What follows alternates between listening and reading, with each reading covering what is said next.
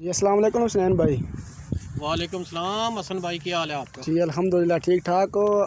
आपने पहले भी एक वीडियो बनाई थी गंदम के बैक्टीरिया के बारे में, तो आज हमसे मालूमात करना चाहते हैं कि ये जो इसके टनल बने हुए हैं या इसका बैक्टीरिया कितना फैला हुआ है ज़मीन के अंदर। जी हसन भाई ये है बायोजोट मैक्स।